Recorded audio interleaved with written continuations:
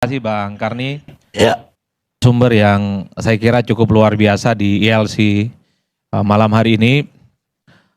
Pertama yang ingin saya katakan adalah kenapa soal pemakzulan ini menjadi ramai, ini tentu tidak terlepas dari dua hal. Pertama disampaikan oleh Forum Purnawirawan TNI, yang kedua bola politiknya sudah masuk ke parlemen. Selama ini misalnya kalau kita mendengarkan bagaimana sejumlah aktivis dan kelompok-kelompok kritis memang selalu berupaya kritis terkait dengan kebijakan-kebijakan penting pemerintah di negara, dan ujung-ujungnya biasanya meminta entah itu kepada presiden ataupun wakil presiden itu untuk mundur karena dianggap tidak mampu untuk menjadi pemimpin. Kan itu terjadi pasca reformasi khususnya, mulai dari zaman Gus Dur, kemudian Megawati, kemudian SBY, Pak Jokowi dan seterusnya. Begitu banyak demonstrasi di luaran yang meminta pemimpin-pemimpin bangsa yang dianggap tidak capable, tidak punya kapasitas dan mengurus urusan kebangsaan tidak tuntas itu untuk mundur atau dimakzulkan. Tapi itu kan suara-suara jalanan. Nah, agak menarik kemudian ketika Forum Purnawirawan beberapa waktu yang lalu itu mengusulkan pemakzulan dengan cara-cara yang serupa, yaitu ekstra parlementer. Menjadi menarik karena ini disampaikan secara resmi bersurat kepada pimpinan DPR dan MPR. Itu artinya apa? Suka tidak suka, politisi parlemen harus menjelaskan ini ke publik. Apakah ini partisipasi dan usulan yang disampaikan oleh sekelompok masyarakat atas nama Forum Purnawirawan itu diterima, ditolak ataupun diabaikan. Karena kita tahu dalam iklim yang demokratis tentu saja siapapun berhak untuk mengusulkan isu-isu penting, isu-isu strategis kepada DPR yang selama ini kita anggap sebagai lembaga kedewanan untuk menerjemahkan dari keinginan-keinginan masyarakat. Ini yang per hari ini sebenarnya menjadi ramai. Tentu karena yang menyampaikan itu adalah Forum Purnawirawan Prajurit TNI yang kita tahu adalah sebagai sosok yang mungkin sepanjang hidupnya adalah berdedikasi untuk bangsa dan negara. Mereka itu siap tempur, siap mati, hanya untuk bagaimana berkontribusi supaya bangsa dan negara itu bagus. Dua hal ini yang sepertinya menurut saya, kenapa isu terkait dengan pemakzulan wakil presiden dalam hal ini menjadi penting dan selalu menjadi satu pergunjingan yang tidak berkesudahan. Yang kedua yang ingin saya katakan adalah, kalau kita membaca literatur politik ya, dalam sistem presidensialisme, di mana seorang presiden dan wakil presiden dipilih langsung oleh rakyat, maka sebenarnya tidak ada mekanisme yang bisa menjatuhkan seorang presiden ataupun wakil presiden itu di tengah jalan. Ada yang disebut dengan istilah fixed term. Jadi presiden dan wakil presiden karena dia dipilih langsung oleh rakyat, secara ilmu politik dia tidak bisa dimakzulkan oleh parlemen. Karena presiden itu bukan dipilih oleh parlemen. Karena presiden itu bukan dipilih DPR ataupun MPR. Itu menyalahi hitoh secara ilmu politik. Yang berhak meminta presiden, dalam hal ini adalah wakil presiden, untuk turun ataupun dimakzulkan adalah gerakan-gerakan jalanan yang langsung dilakukan oleh rakyat yang memberikan mandat saat pemilu. Oleh karena itu, kalau kita melihat sistem yang semacam ini, secara ilmu politik misalnya, untuk meminta atau memakzulkan wakil presiden, itu tidak bisa dilakukan oleh parlemen yang selama ini tidak pernah memberikan mandat secara langsung. Tapi banyak orang yang mengatakan, kenapa Gus Dur bisa dimakzulkan? Ya, Gus Dur itu dipilih oleh MPR, yang memberikan mandat, yang kemudian mengangkat dan memilih adalah MPR.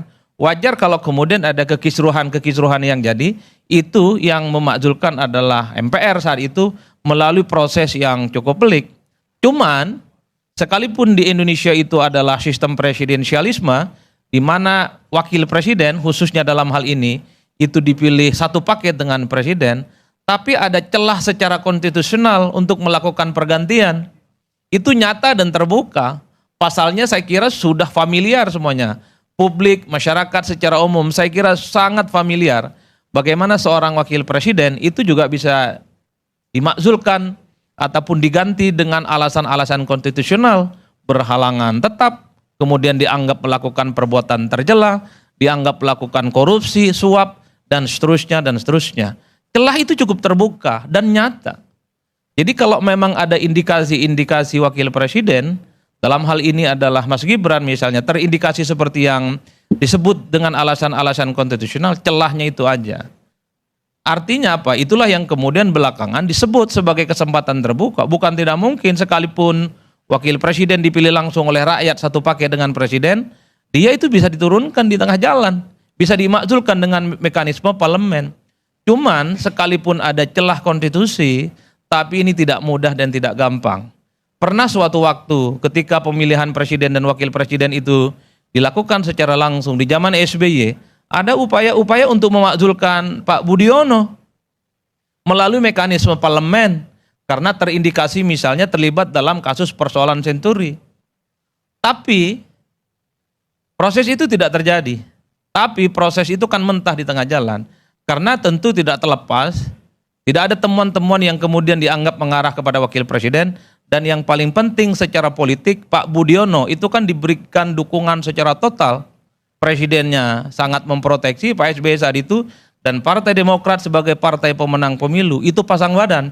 Jadi kalau ada member of parliament, anggota dewan yang kemudian berupaya untuk mengusulkan atau menggaungkan isu-isu yang terkait dengan pemakzulan, biasanya digalak-galakin tuh. Saya masih ingat Pak Ruhut biasanya, kalau ada salah satu fraksi yang ada di MPR mencoba untuk mewacanakan soal pemakzulan Pak Budiono, biasanya digalak-galakin. Ini partai remeh-remeh, ini partai itik-itik yang kemudian tidak akan ada relevansinya. Artinya apa? Dalam konteks politik kita secara terbuka, isu pemakzulan perkara biasa.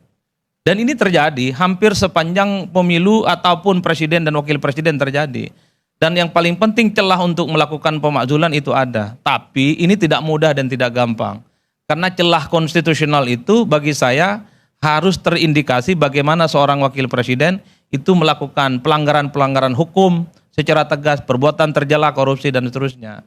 Nah, kalau kita membaca argumen dari Forum Purnawirawan TNI ini kan adalah proses pencalonan Gibran yang dipersoalkan, yang didasarkan pada putusan Mahkamah Konstitusi nomor 90 tahun 2023 soal syarat minimal umur calon presiden dan wakil presiden, dan itu yang dianggap sebagai cacat ataupun tidak mengandung unsur imparsialitas, itu yang persoalkan. Nah, mungkin nanti Bang Refli ataupun teman-teman yang lain yang ahli pakar hukum, apakah tindakan yang disebut dengan tercela dalam Undang-Undang 45 itu, Undang-Undang Dasar 45, apakah dia ketika seorang wakil presiden dilantik atau juga menyangkut ketika proses terkait dengan pencalonan Pilpres 2024? Karena bagi saya ini ada dua distingsi yang mesti clear secara konstitusional, karena yang dipersoalkan terkait dengan posisi wakil presiden hari ini adalah proses kandidasi, proses pencalonan ketika maju sebagai calon wakil presiden, Bang. Dulu dianggap tidak cukup umur, ketika ada putusan Mahkamah Konstitusi nomor 90 tahun 2023, sebelumnya tidak cukup umur, kemudian cukup umur. Kan itu argumennya. Apakah dalam pasal Undang-Undang 45 yang disebut dengan perbuatan tercela, kemudian melanggar hukum, itu juga dihitung dalam proses kandidasi? Ataukah sebenarnya perbuatan-perbuatan tercela, terindikasi inkonstitusional, melanggar hukum dan seterusnya, itu terhitung ketika ada pelantikan wakil presiden sejak tanggal 20 Oktober 2024 hingga saat ini? Itulah yang saya kira perdebatan-perdebatan hukumnya. Oke, secara politik dan secara hukum, saya kira argumen-argumennya sudah clear secara terbuka. Bagi saya, at the end, persoalan pemakzulan itu, ini ibarat bola liar, itu ada di DPR. Di DPR, suka tidak suka, karena ini sudah masuk kepada pimpinan DPR dan masuk kepada pimpinan MPR. Suka tidak suka, publik menunggu apakah setelah reses nantinya, usulan-usulan semacam ini akan dibahas atau dicuekin ataupun ditolak. Kan itu yang ditunggu. Ya, halo teman-teman, apa kabar semuanya? Semoga sehat selalu, diberikan kesehatan. Kembali lagi bersama saya di channel ini Warta Digital 2045. Nah, teman-teman, di sini disampaikan para netizen Indonesia mengenai kasus Gibran Raka Buming Raka. Nah, yang pertama akan lebih baik terhormat dan masih punya masa depan yang baik di perpolitikan daripada ngotot memaksakan diri yang semuanya itu lebih memang sebenarnya belum sekali lagi belum mampu dalam memimpin sebuah negara. Nah, begitu juga daripada malu dimakzulkan lebih terhormat mengundurkan diri karena sikon yang ada tidak memungkinkan untuk terus berlanjut jadi wapres. Bagus kalau tahu malu, itu namanya tahu diri, nggak mutu terus ngundurin diri. Ya lebih baik mundur daripada dimakzulkan. Daripada malu dengan 19 juta lapangan kerja, ya lebih baik mundur.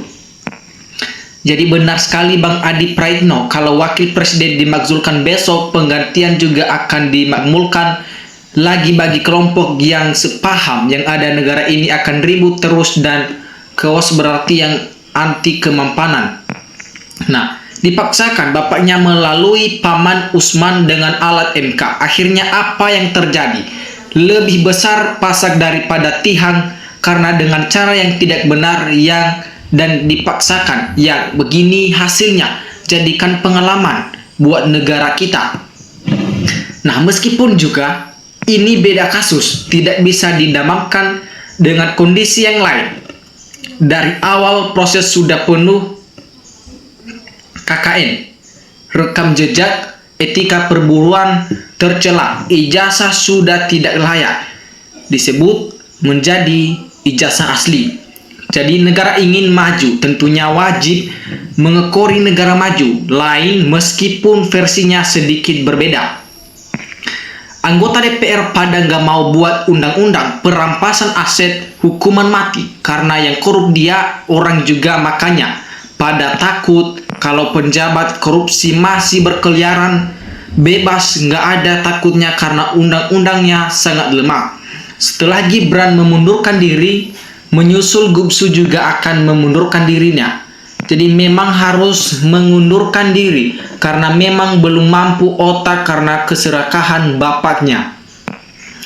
Segala makzulkan karena banyak orang bermartabat yang lebih layak jadi wapres selain Gibran Raka Buming Raka.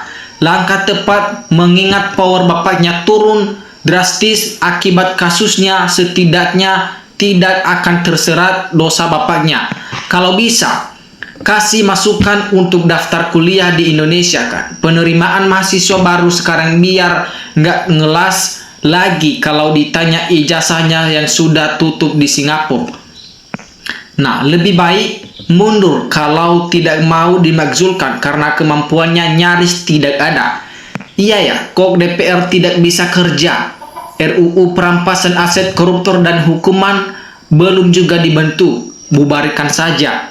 Jadi Gibran mundur bukan perbuatan mulia, atau dimakzulkan itu memang harus karena jadi wapres juga bisa hasil curang yang dilakukan bapaknya.